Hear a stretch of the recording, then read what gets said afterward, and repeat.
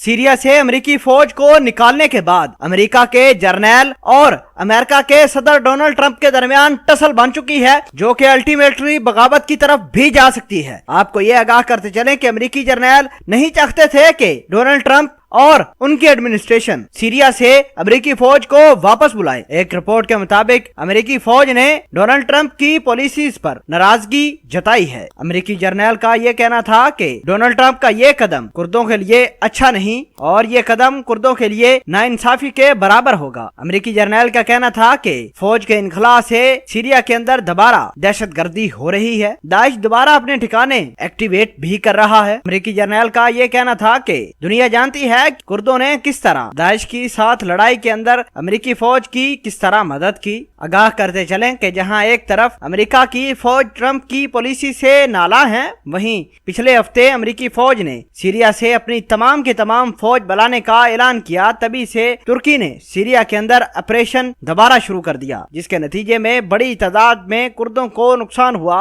नाजरीन ग्रामी, रिपोर्ट्स में यह कहा गया है कि अगर अमेरिकी फौज वहां रहती, कुर्दों का साथ देती, तो जाहिर सी बात है कि तुर्की और कुर्दों की लड़ाई है। अमेरिका की फौज कुर्दों की सपोर्ट करती है और इस तरह अमेरिका की फौज और कुर्द साथ मिलकर तुर्की पर हमला करने वाले थे। नाजरीन ग्रामी, अमेरिका के सदर डोनाल्ड ट्रंप ये नहीं चाहते थे कि कुर्द और अमेरिकी फौज तुर्की के साथ लड़ाई करें, क्योंकि अगर लड़ाई हो जाती तो तुर्की ने अमेरिका का सीरिया के अंदर कुछ नहीं छोड़ना था।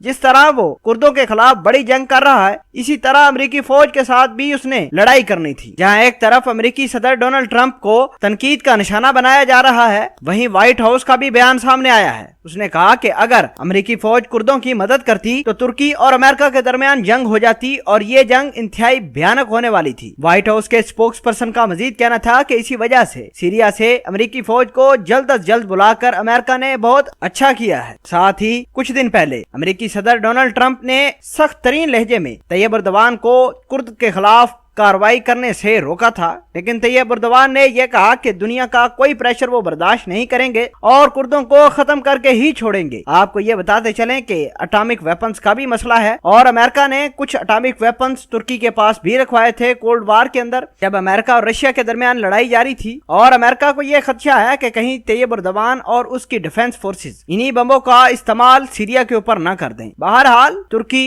और अमेरिका के दरमियान हालात काफी कशीदा हैं। ट्रेड के ऊपर भी डोनाल्ड ट्रंप ने टैरिफ बढ़ाया है। हालात काफी कशीदा हैं। अमेरिका की फौज और डोनाल्ड ट्रंप के दरमियान ये टसल इंतहाई खतरनाक साबित भी हो सकती है और ये मसला बगावत की तरफ भी जा सकता है।